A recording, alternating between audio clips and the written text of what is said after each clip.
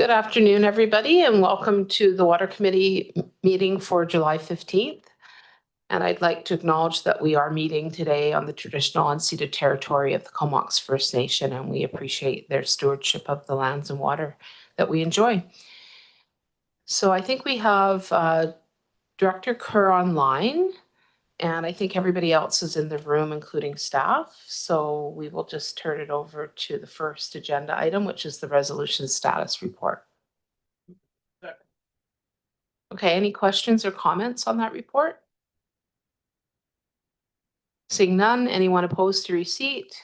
Seeing none, that's carried, and we'll go on to the Water Management Advisory minutes. Moved and seconded. Any comments or questions on those minutes? Seeing none, and we'll just dispense with receipt and go on to the renewal of Comox Valley Ground Search and Rescue Boat Sharing Agreement. Great, and I think we may have staff to speak on this. We do, thanks, Chair. Good afternoon to the Water Committee. Kaylee Limert, our water wastewater analyst, will be introducing this report and available to support the discussion. Kaylee. Great, thank you. I'll just put your mic on there. Thanks so much. Good afternoon. Thank you through the CEO to the chair. This staff report proposes to renew an agreement between the CVRD and Comox Valley Ground Search and Rescue for the use of the water services boat on Comox Lake. The boat is primarily used for water sampling and monitoring of the lake and would also be used to respond in the event of lake water contamination. The agreement also lets CVSAR use the boat for emergency response as well as monitoring of events such as sea to surf and Milmar.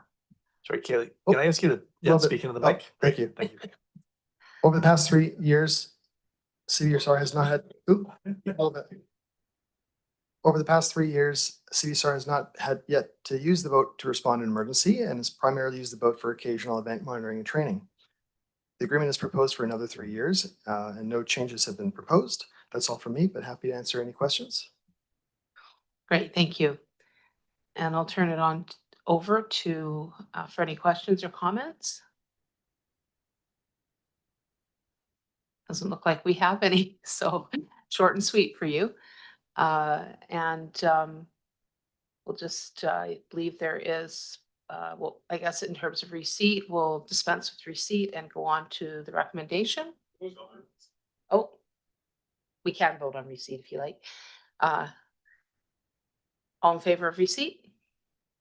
Opposed? Seeing none, that's carried. Thank you. Sure. Okay. And no further discussion on the recommendation, I'm assuming. So all in favor of the recommendation? Opposed? Seeing none, that's carried. Thank you. And the next item is the Vancouver Island University Spring Snow Bulletin. And we'll, thank you. Moved and seconded for receipt. We'll turn it over to, can we go right to Chris? Or are you gonna? Yeah, actually, Chris LaRose will be introducing this report. Chris is our Senior Manager of Water Wastewater Services and also Acting General Manager of Engineering. So Chris, over to you for this report. Thank you. Thank you, James, and through the chair. Good afternoon, everyone. So we have this report provides an update on the partnership with Vancouver Island University, which is for the past few years been monitoring the depth of snowpack and water ice equivalent in the watershed. This is a really interesting project. You had a point of contact earlier this year. We brought forward a report through the committee. So we've, in the past few years, we've been receiving the reports and using the data, sharing the data, but we haven't reported out to the committee. So we'd like to change that. We can see that there is some interest from the committee in understanding how 1 year compares to the next in terms of our snowpack and ice cover. So moving forward, we plan to bring the to post these bulletins attached to the Water Committee agenda when they come to us in the spring. And so just a brief update. So we have now 6 years of data. This year's report shows that this year was a little bit above average. So there are three bulletins that come out on each springtime. And looking back at these three this year showed that, we started the year with quite a bit of snow cover. Then we had a unusually warm middle spring. A lot of that snow melted, and then things cooled down a little bit. So we kind of ended kind of June a little bit above average. Some of the results are really interesting, and they kind of hint at or show why we're interested in continuing this work. So, for example, the work shows that approximately 40 million cubic meters of water melted and came down the Crookshank between May 13th and June 8th. Which accounts for about 86% of the discharge from the river at that point. So in other words, 86% of the water flowing into the Crookshank, which is about 50% of the overall water into the lake, came from that snow melt. And so the balance being made up from rain that fell and flowed down into the lake. So building this data set over time really helps us to understand the role that the melting snow plays in ensuring that we have a full lake around this time of year to help us navigate the coming 3 months or so of before rains start again in the fall. So yeah, as we continue forward in partnership with VIU, continue to build this data set till we'll get a better and better understanding of that role that snow and ice play in our water supply. Great, thank you. Okay, we'll turn it over to questions and comments. Okay, we've got Director Hillian. Go ahead. Thanks, Sharon. I appreciate this report. Can you give us some general comments on the health of the lake and the water supply based on this data? Sure. So this data provides snapshots in the springtime about how our snowpack is doing. And so that is seasonal, that changes year over year. This year we're a little bit above average. We were in June at least, as you've seen lately, just glancing up at the mountains, the snow has largely disappeared on all but the highest peaks. So I think we're probably below average now in terms of what's left up there. As far as the reservoir goes, we have effectively a full reservoir right now, which is where we like to be at this time of year. Last year we were approximately the same level at the same time, and we were not required to go to stage 3 water restrictions last year because BC Hydro was able to navigate the season without dropping the river flow below that threshold where we've committed to go to that higher level of restriction. So yeah, hopefully this year is the same, but it's hard to say. As I was planning to note on the water restriction bulletin on the next item, there was very little rain that occurred in June, almost historically low. We had only 2 millimeters of rain that fell at Comox Airport, which is I think the last time that happened was 1908. So yeah, so tentatively optimistic about the season, but time will tell. Yeah. Great, thank you. Any other comments or questions? Nobody online? Oh, there we go. My mic was already on, but I didn't want was to already just on, start okay. talking. Okay, thank you. Alternate Director Wells here. I guess part of it is the communication strategy to get this information out to the public, and obviously we've got a water conservation thing. This is, if I'm reading correctly, is very cautiously optimistic. It's better than it has been, but not necessarily perfect. I'm just wondering if there's plans for communication, how that might play out. Yeah, so it's a good question. We haven't discussed the extent to which this will be shared publicly, but I could see there being public interest in the work that's being done. So I can definitely take that away and chat with our communications folks and talk about whether and how to and so you were speaking about the snow bulletin itself, correct? Yeah. Just that data is being collected because I think I mean, we definitely have had big drought years, and there's a lot of concern, and but sometimes some people can become fairly zealous in their kind of wanting of other people to do things in a certain way. But if we're able to sort of say we have this data that is helping us manage things, and so we can. I feel like I want to say reduce the temperature a bit, just because sometimes, again, some people can get a bit hot about it. And this might be an opportunity to sort of say, like, we have this data that helps us make very scientific data informed decisions, so that we're not, for those that may think that we're just doing it because we want to, or for those that may think that we're not doing enough, that we can actually say, well, we actually have the data that helps us make very informed decisions. Yeah, that's a great point. We'll take that away and circle back. Yeah. Thanks. That's great. Yeah, I think there's two different things that kind of meld together, and that's this work and understanding the science and the data. And then we have a concern overall around conservation, regardless of how much water we have, because I think people feel that wasting water is not a good thing, especially when it's treated water. So then we have the feedback around that. So I think even though we have the data that says we have a good supply of water, there's still that concern about that there's not an endless supply of water going forward, and that we should be practicing conservation, which of course we are trying to do and trying to encourage, but I think they're kind of parallel issues that, yeah, that could use some communication.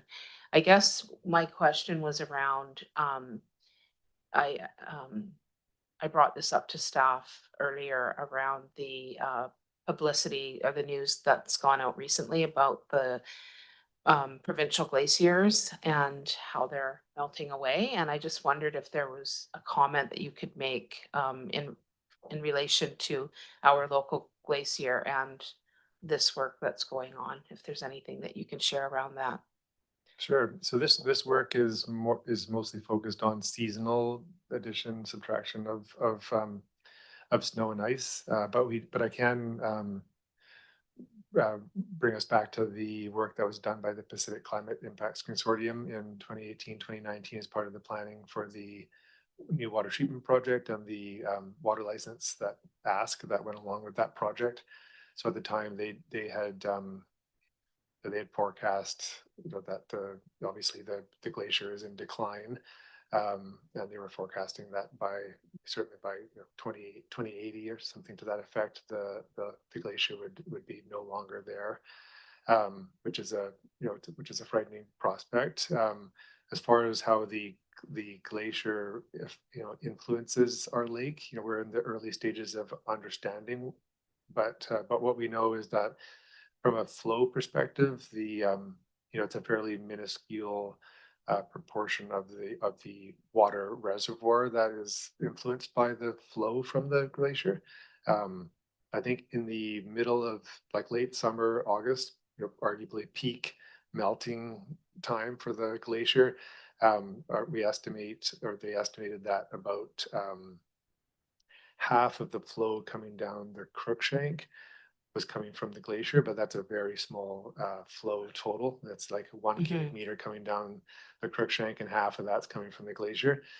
So from a flow perspective, it's a small contributor, but it's more significant from a temperature perspective. So that small amount of very cold water comes in and has a noticeable chilling effect to the lake, and a cooler lake is a healthier lake. So that would be the bigger impact. That will be the bigger impact from the disappearing glaciers, that we would expect the temperature of the lake to go up fairly significantly, noticeably, in the coming decades, as that meltwater from the glacier is less and less of a factor. So warming lake, could make it more vulnerable to different impacts like algae growth, that type of thing, right? So yeah, that's the bigger impact rather than the melt, rather than the contribution to the flow. Water. Thank you. That's really important. I think that's also a great thing to report out on if we can in some way. Because again, it's showing that the supply is there, but those things like the glacier melting, we don't have control over. And, you know, the temperature rise in the water. Any other questions or comments before we move on to the next item? Okay, seeing none. All in favor of receipt? And we don't have any recommendations, so we will, carried, and then we'll go on to the water restrictions dashboard. Moved and seconded. And we'll turn this over to staff again. Thank you. Chris is on again. Thank you. Yes, actually through the chair. So just briefly, this is our monthly water restrictions dashboard that was started at the beginning of last year. We bring it forward every month to talk about where we're at, you know, the previous month. So as I mentioned earlier, June was a very, very low precipitation month. We had only 2 millimeters of rain recorded at the Comox airport. We're currently at drought level 2 as of July 9th. Yeah, so focusing in on the Comox Valley water system, as I mentioned, the lake is almost full. It's just within a few centimeters of the spillway, which is great for this time of year. However, that depending on how the rest of the season goes, there may or may not be a need for higher stages of water restrictions later in the summer. The report also provides an update for the other water systems in the valley, each with their own water sources, each in fairly good shape. New to this dashboard, we've added a second page that shows this year's consumption in comparison to previous years. So we've chosen to show 5 years, the last 5 years for each of the water systems. And so for Comox Valley water system, it shows that the current year is in purple.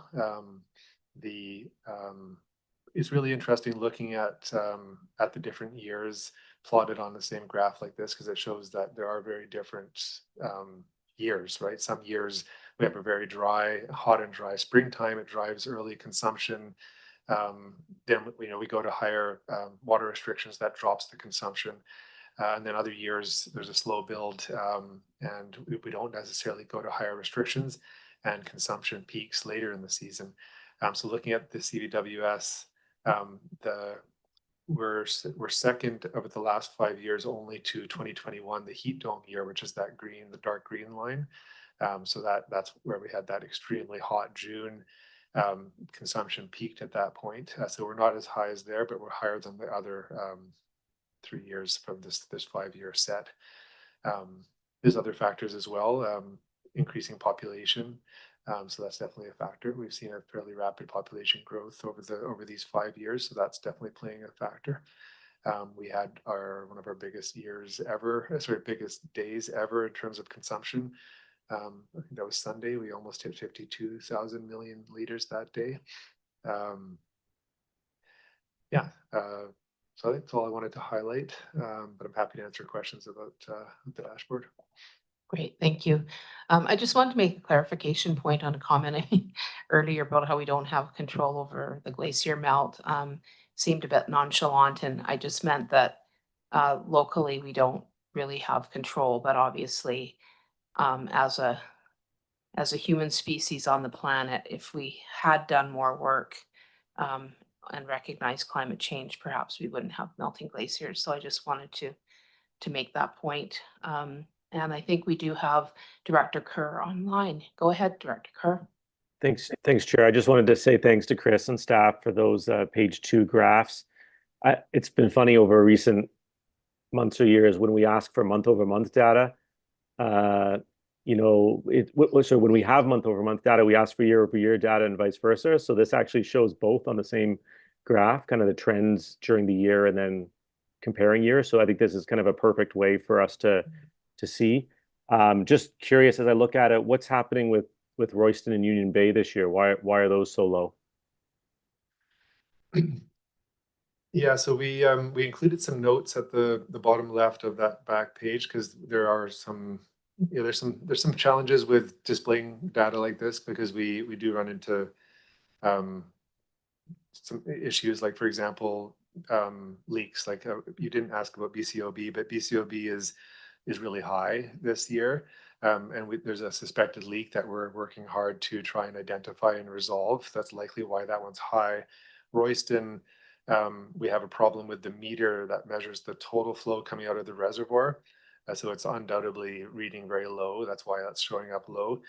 So we're very close to getting some consumption data from Cumberland because they have a meter that they use to bill us. So next month, we'll have an updated line for consumption in Royston.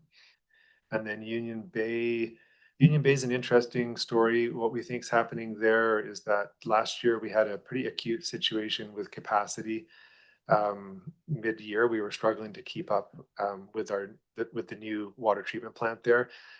So we put a big campaign on to identify and resolve some major leaks, which we did.